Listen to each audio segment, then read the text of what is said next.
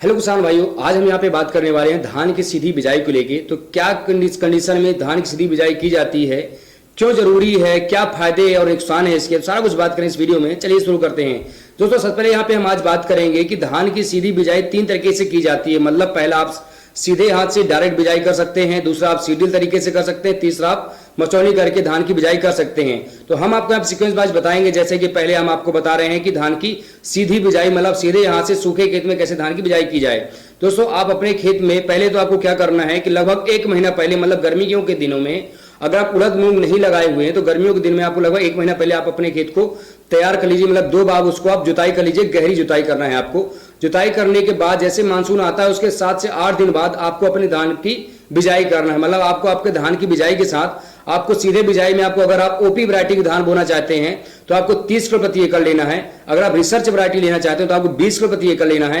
यदि आप हाइब्रिड किस्म की सीधी बिजाई करना चाहते हो तो आपको 12 किलो प्रति एकड़ के हिसाब से आपको धान की बिजाई करना है। तो यहाँ पे आपको करना क्या होगा, धान के साथ आपको 50 kilo DAP, 20 kilo potash, 10 kilo bentonite sulphur के साथ आपको बीज को बिजाई करना है। मतलब आपको अपने खेत में ये सब सारे तत्व तो एक साथ मिलाना है और धान की बिजाई कर दीजिए। और आपको करना क्या होगा, बिजाई के बाद आप लगभग 2 बार आप अपने खेत की जुताई कर दीजिए। हल्की लगभग 2 से 3 इंच आपको जुताई करना है। मतलब आपको अगर आप कोशिश करते हैं 5 इंच आपका कल्टीवेटर नीचे चला जाता है तो आपके बीज के 100% जार्मिनेशन नहीं आएगा। तो आपको धान की बिजाई में आपको ज्यादा से ज्यादा 2 से 3 इंच की जुताई करना है। साथ में कल्टीवेटर के पीछे आपको पटिया बांध के मारना। मतलब अगर आप कल्टीवेटर मार रहे हैं तो उसके पीछे आप हल्की पटिया, मतलब वजनदारी पटिया नहीं, पटिया इतना वजन होना चाहिए कि आपकी मिट्टी जो है खेत में वो समेटे नहीं, मतलब आपका बीज एक तरफ से समेटते ना जाए, एक तरफ से फैलते हुए जाए, ठीक है ना।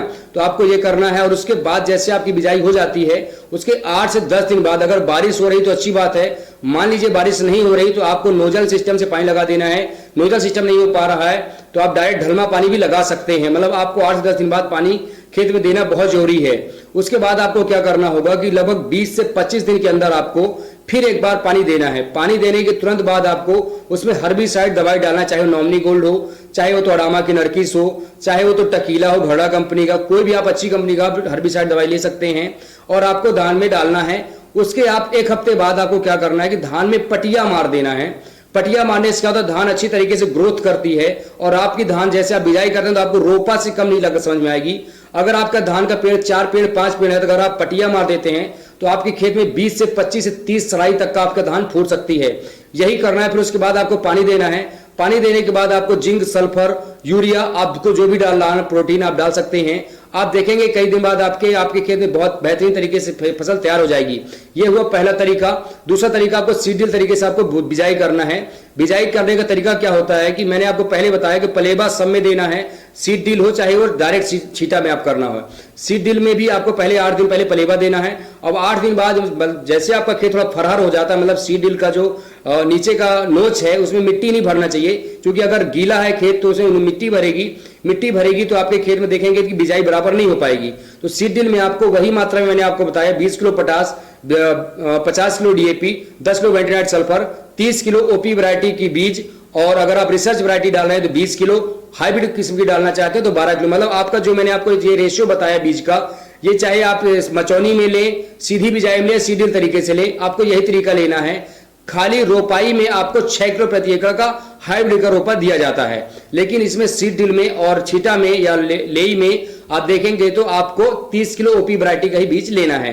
तो यहाँ पे आपको क्या करना है कि सीड ड्रिल में एक साथ डाल देना है और लगभग 12 नंबर या 14 नंबर सीडील में होता है। नहीं तो आप अप्रॉक्स मैं आपको ये बता दे रहा हूँ नंबर सीडील का, अगर आप लोग को ज्ञान है तो ठीक है, नहीं तो आपको अप्रॉक्स ड्राइवर को बोलना है कि ये आपको 30 किलो आप इसका अनुमान लगा लीजिए कि आपको 1 एकड़ में खत्म करना है, इतना आपको बिजाई करना है।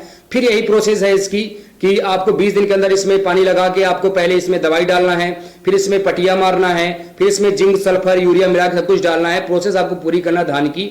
ये हुआ आपको सीडील तरीके का। अब सेकेंड थर्ड आता है आपको लेई का सिस्टम, मतलब धान की मचौनी करके आपको सीधे डायरेक्ट आप बुआई कर सकते हैं।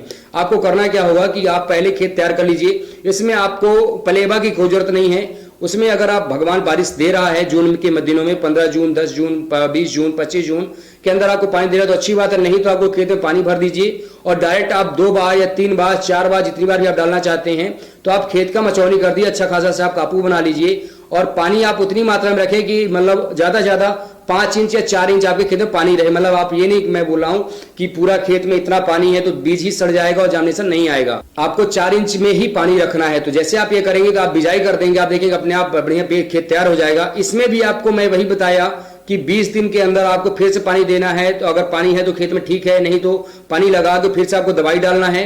उसके बाद जिंक सल्फर यूरिया फिर से डालना है। यही सारा तरीका था आपकी खेती करने का, सीधी बिजाई का। रोपा से आप कम पैदावारी नहीं लेंगे, रोपा के बराबर आप इसमें पैदावार ले सकते हैं।